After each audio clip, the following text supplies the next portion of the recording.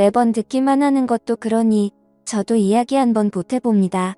제가 25살 때 이야기이고 그때는 제가 전문대를 졸업하고 군대까지 다녀온 뒤에 첫 직장을 구해야 한참 열심히 일을 하고 있던 사회초년생 시절입니다. 회사를 다니는데 대중교통으로 다니는 게 불편하기도 하고 그 당시 제 또래 친구들한테는 가장 멋지던 게 오토바이였어요. 오토바이가 있으면 동네 노는 여자들 꼬시기도 좋고 괜히 세 보이기도 해서 적당한 오토바이를 중고로 구입하게 되었습니다. 출퇴근 거리가 상당했는데 이게 한두 달 타다 보니까 제법 자신감도 생기고 그래서 위험하게 타지 않겠다는 자신에게 한 약속도 저버린 채 무리하게 자만심을 부리다가 제 과실로 사고를 크게 한 건 내버렸습니다.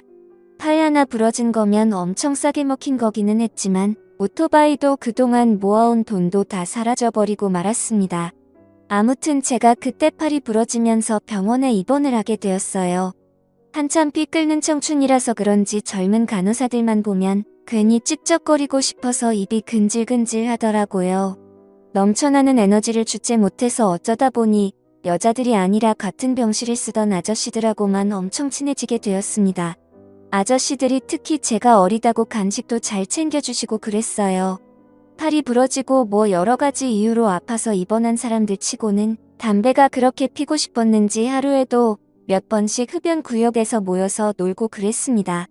그러다가 처음 보는 아저씨를 한 명 만나게 되었습니다. 손목에 문제가 있어서 양 손목 두 쪽 다 수술을 받았고 방금 나와서 담배 하나 피러 나온 거라고 자신을 소개했어요. 양손이 그래서 어떡하냐고 그랬더니 와이프랑 같이 왔다고 하면서 저 먼발치에 있는 여자 쪽을 가리키더라고요.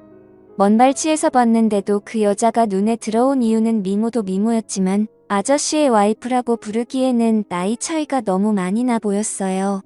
그 아저씨는 딱 봐도 40대 후반으로 보였는데 당시에 제가 25살이었는데도 아저씨 와이프라는 사람은 저랑 비슷한 나이 또래로 엄청 젊어 보였거든요.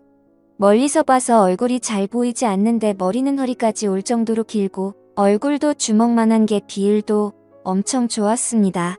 조금 촌스러워 보인다는 느낌은 들었지만 그래도 멀리서 봤을 때 보이는 실루엣만 봐도 미녀라는 확신이 들었어요. 그런데 아저씨가 손짓을 하니 그 여자가 이쪽으로 걸어오는데 그때 딱 한눈에 봐도 알겠더라고요. 그 여자 얼굴이 조금 이국적으로 생긴 것이 이게 말로만 듣던 국제 결혼이었다는 걸요. 한편으로는 이런 아저씨도 이렇게 젊고 예쁜 여자와 결혼을 할 수 있다는 사실이 놀라웠습니다. 국제 결혼이 나쁘다 하는데 뭐가 나쁘다고 하는지도 모르겠고 저도 당시에 여자들한테 사실 인기가 썩 많은 편이 아니었기 때문에 정 모아하면 외국인들과 만나는 것도 방법이겠구나 싶은 생각이 들었어요. 그런데 제가 너무 그 여자를 빤히 쳐다봤나 봅니다. 외국 여자를 보는 게 처음이기도 하고 비슷하게 생겼는데도 어딘가 많이 다르게 생긴 이국적인 외모 때문에 시선을 떼지 못했을 뿐인데 아저씨 입장에서는 제가 자기 와이프를 노리는 그런 놈으로 보였나 봐요. 솔직히 속으로는 그렇게 견제하고 스트레스를 받을 거면 자기 나이 또래 되는 여자를 만나지 싶었거든요. 예쁜 여자와 결혼했다는 사실이 질투가 나서 그랬나 봅니다.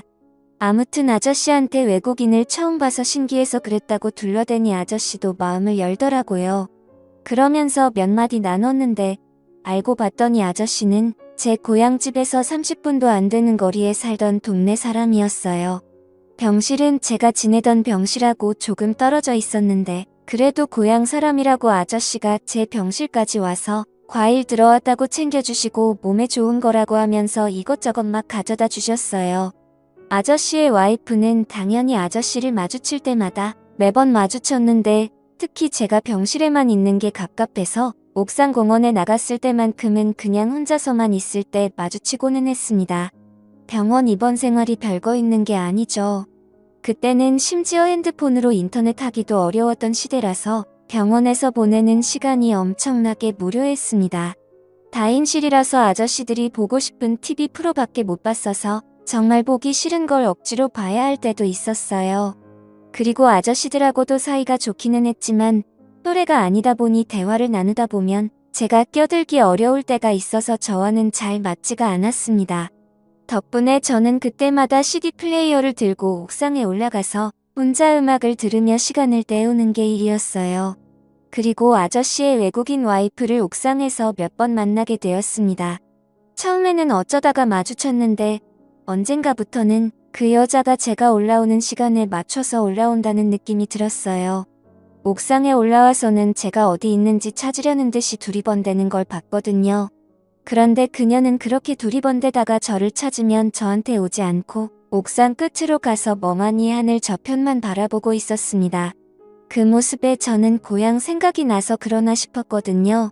그런데 그게 아니라 그녀는 제 시야 안에 들어와서 제가 말을 걸어주기를 기다리고 있었던 것 같아요.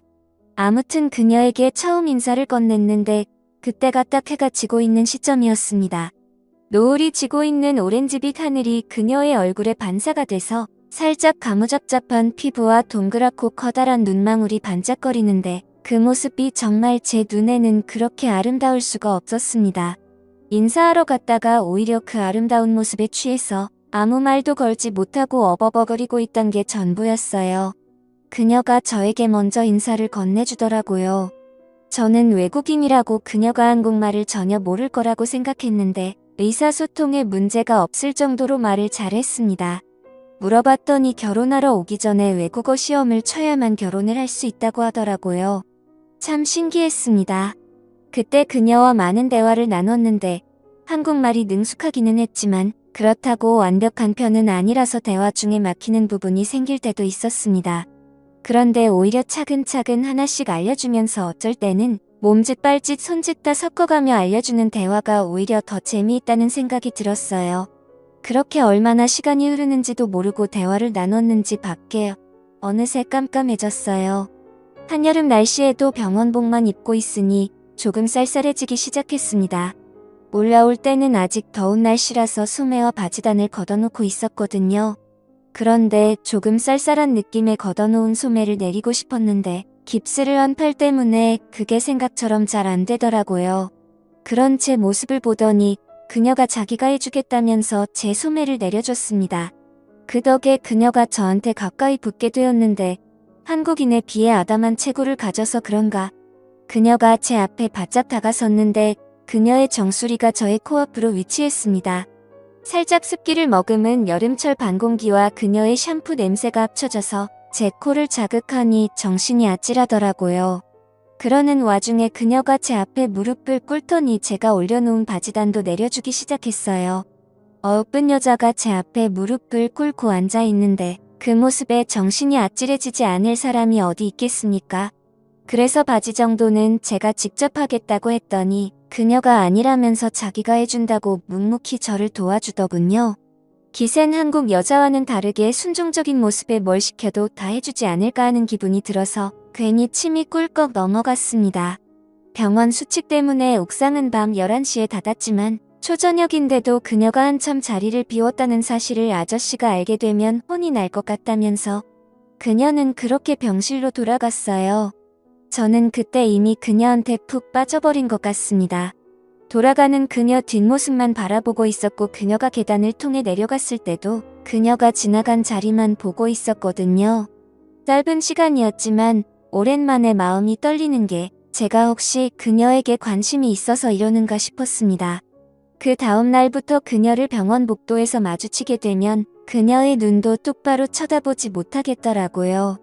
매번 평소와 같은 평범한 차림에 화장기 하나 안 한 얼굴인데도 뭐가 그렇게 예뻐 보이는지 제 마음을 종잡을 수가 없었습니다. 하지만 그런 만남도 끝이 보이기 시작했습니다. 팔이 부러진 게 병원에서 오래 입원할 만한 일은 아니잖아요.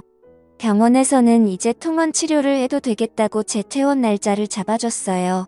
그녀와 더 시간을 보내고 싶어서 오래 입원할 수 있는 방법이 있었으면 했지만 병원비도 병원비고 어차피 이미 결혼한 그녀와 제가 어떻게 이루어질 수 없다는 건 누구보다 잘 알고 있었기 때문에 마음을 접기로 했습니다. 퇴원 소식에 심란해져서 옥상에 올라갔는데 그녀는 이미 옥상에서 저를 기다리고 있었어요. 옥상 벤치에 나란히 앉아서 퇴원하기 전까지 그녀와 시간을 보냈습니다. 그녀는 아저씨 수발하는 게 힘든데 제가 있어줘서 많이 위안이 되었다고 저랑 보내는 시간이 좋다고 하더라고요. 아저씨가 자기한테 잘해주기는 하지만 그래도 나이차가 많아서 체력적으로 힘들어하고 또 자기를 아내가 아니라 종다루듯 막대한다며 불만이 많아 보였어요. 제가 아저씨였다면 이렇게 예쁘고 착한 여자라면 국적 상관없이 정말 온 마음을 다해 사랑해줬을 것 같다고 대답했더니 그녀가 난데없이 자기가 결혼한 게 아저씨가 아니라 저였으면 좋았겠다고 하면서 제 품에 기대더군요. 저도 그녀가 좋기는 했지만 국제결혼으로 결혼했으면서 저를 먼저 만났으면 하는 말을 어떻게 하지 싶었습니다. 그래도 분위기 깨기는 싫어서 따로 말하지는 않았어요. 여기서 어떻게 하면 그녀를 넘어뜨릴 수도 있다는 생각이 들었지만 내일 모레 태어나는 제가 하루아침 순간에 눈이 멀어 실수를 저질렀다가 돌아올 후폭풍을 감당이나 할 수 있을까 싶어서 속으로 꾹꾹 눌러 참았습니다. 그녀를 어떻게 떼어내야겠다는 생각에 제가 태어나는 소식을 말해줬는데 그녀가 깜짝 놀라면서 저를 세게 껴안았어요. 저는 얼어붙어 버려서 가만히 있을 수밖에 없었습니다. 이제는 아저씨고 나발이고 에라 모르겠다 싶어서 그냥 본능에 몸을 맡겼어요. 그녀와 저는 마음이 통했고 그날 저녁에 자기 휴대폰 번호라면서 퇴원하고 나서도 꼭 연락하라고 적어주더군요. 퇴원하고 나서 통원 치료를 하면서 병원에 자주 들렸지만 아저씨도 퇴원을 한 건지 그녀가 병원에서 도무지 보이지가 않았습니다. 저도 괜히 그녀를 찾아다니는 게 너무 티가 나지 않을까 싶어서 노력해서 그녀를 찾아다니지는 않았어요. 퇴원 후에 그녀가 몇 번 생각나기는 했어요. 그날 옥상에서 그녀가 해준 일이 자꾸 기억에 남기도 했고요. 그런데 또 밖에 나가고 다시 제 또래 한국 여자들을 보니 신토부리가 괜히 신토부리가 아니구나 하면서 그녀에 대한 기억도 차츰 지워지고 있었고 당연히 그녀의 연락처로 제가 먼저 연락을 하는 일도 없었습니다. 그리고 나서 시간이 지나 추석 연휴가 되었습니다. 연휴가 길었던 터라 저도 본가에 일찍 내려가게 되었어요. 가족들과 시간을 보내고 연휴가 다 끝나갈 무렵이었는데 오랜만에 고향 친구들하고 술이나 한잔 해야겠다는 생각이 들었습니다. 그런데 친구들은 뭐가 그렇게 바쁜지 술 한잔 하자는 제 요청에도 다 바쁘다면 나오지를 않더라고요. 누구 부를 만한 사람 없나 연락처를 뒤적이는데 갑자기 그녀의 전화번호가 눈에 들어왔습니다. 고향집 근처에 산다는 것도 알고 있고 하니 갑자기 그동안 보고 싶었던 적이 한 번도 없는데도 불구하고 그녀가 보고 싶어지더라고요. 그래서 그녀에게 전화를 걸었어요. 나 지금 고향집 근처에 내려왔는데 볼 수 있냐고 물었더니 조금만 기다려달라고 하더군요. 오랜만에 만난 그녀는 여전히 조금 촌스러우면서도 수수한 차림이었는데 그래도 여전히 커다란 눈과 건강해 보이는 긴 머리는 그대로였습니다. 그런데 약속장 도수 동네에서 꽤 멀리 떨어진 곳이었고 시간도 많이 늦어버린 거예요. 왜 이렇게 먼 데서 만나느냐 물어봤더니 아저씨가 워낙에 마당발이다 보니 자기 집 근처에서 만나면 사람들이 다 알아볼 거라면서 조심해서 나쁘게 뭐가 있냐고 하더라고요. 저는 뭐 하려고 그런 게 아니라 그냥 오랜만에 보고 싶어서 그런 건데 그녀의 반응이 조금 이해가 가지 않았습니다. 술을 한참 마시면서 그동안 잘 지냈냐 하면서 대화를 하고 있는데 그녀가 이제서야 자기를 찾아왔냐고 하면서 얼마나 기다렸는지 아냐고 물어보더라고요. 그래서 그냥 바쁘고 정신이 없어서 그랬다고 대충 둘러대는데 한국 여자들처럼 꼬치꼬치 캐묻지 않고 그냥 믿어주는 겁니다. 아무튼 만났으니 된 거 아니냐고 하면서요. 취기가 좀 오르는 가운데 그녀를 집까지 바래다 주겠다고 했는데 그녀가 자꾸 주변을 살피면서 걷는 모습이 조금 이상했어요. 그만큼 저를 만나는 게 위험하다고 생각했으면 애초에 전화번호를 주지 말던가 아니면 만나자고 해도 안 만나면 그만이었을 텐데 굳이 위험을 감수하면서까지 저를 만나러 왔는지 싶더라고요. 그래서 그녀한테 괜찮냐고 물어봤더니 그녀가 갑자기 제 앞에서 울먹이다가 끝내 울음을 터뜨리고 말았습니다. 저한테 도망가고 싶다고 아저씨가 너무 무섭다면서 몸을 부르르 떨더라고요. 밤길이고 인적이 드문 곳이기는 하지만 그래도 방금까지 눈치를 살피며 걸었는데 누가 볼까봐 저도 조심하게 되더라고요. 아무리 그녀를 달래줘도 울음을 그치지 않길래 근처에 보이는 여관으로 데리고 들어왔습니다. 그녀는 그제서야 울음을 그치기 시작했고 둘만 남게 되니까 여태까지 자기가 언제 울었냐는 듯이 오랜만에 주인을 만난 강아지 마냥 저에게 달려들기 시작했습니다. 아직 아무도 다니지 않을 것 같은 꼭두 새벽에 그녀와 저는 슬쩍 방에서 나와가지고 각자 집으로 돌아갔습니다. 그녀는 저한테 안 가면 안 되냐고 물어봤고 저는 일단 서울에 올라가서 그녀를 도와줄 방법을 찾아보겠다 말했어요. 그녀를 아저씨 소나기로부터 구출해줄 방법을 찾아보려 인터넷을 뒤지며 인권 변호사 이런 걸 찾아보고 있었습니다. 그런데 그날 저녁에 고향에 있는 부모님한테 전화가 오더니 아주 한바탕 난리가 났어요. 알고 봤더니 제가 그녀와 여관에 가는 걸 본 사람이 있었고 그 사실을 아저씨가 알게 되었다는 거예요. 그래서 안 되겠다 싶어서 그녀가 어떤 상황인지 부모님께 말해주려고 했습니다. 저는 그녀를 사랑하고 그녀를 구출해내고 싶다고 말이죠. 그랬더니 부모님이 헛소리를 하고 있다면서 진짜 이야기를 해주시더군요. 알고 보니 피해자는 그녀가 아니라 아저씨였다는 거예요. 아저씨가 국제결혼으로 정말 조카뻘 되는 여자와 살게 된 건 사실인데 그만큼 애지중지하면서 살고 있었답니다. 그런데 어느 날부터 그녀가 동네에 몇 안 되는 젊은 남자들에게 꼬리를 치며 다녔고 급기야 아저씨한테 들키기까지 했다는 거예요. 그래서 아저씨가 항상 그녀를 감시하고 다녔답니다. 어찌됐든 자기 돈 갖고 살고 있으면서 그 돈으로 동네 젊은 남자들 만나는 데 쓰고 있었으니 아저씨도 그 여자가 밖에 못 나가게 하는 게 방법이었던 거고요. 그런데 마침 명절이라서 아저씨가 술을 좀 마시고 잠에 든 틈을 타서 저를 만나러 나왔다는 거예요. 그러니까 그녀가 주변을 살피며 돌아다닌 것도 이러고 있는 걸 아저씨한테 들킬까봐 그런 거였고요. 아저씨 때문에 못 살겠던 게 아니라 아저씨야말로 그녀 때문에 엄청 스트레스를 받으며 지내고 있던 것 같더라고요. 부모님께는 그녀가 병원에서 알게 된 친구고 그날도 아무 일도 없었고 그녀가 술이 좀 취해서 여관에서 재웠을 뿐 정말 아무 일 없었다고 상황을 무마해야만 했지만 그녀가 저를 진심으로 사랑했고 아저씨에게서 도망가고 싶다고 한 거짓말에 저는 큰 충격을 받게 되었습니다.